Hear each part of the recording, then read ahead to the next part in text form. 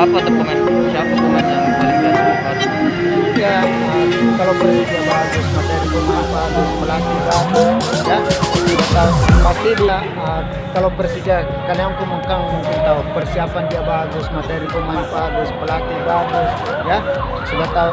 Pasti di sana dia sudah ada Marco, ada Rico, ada Simic di depan, ya Rohit masih kan, masih ada Mota, dia ada di Dutra, jadi pemain-pemain yang kualitas lah.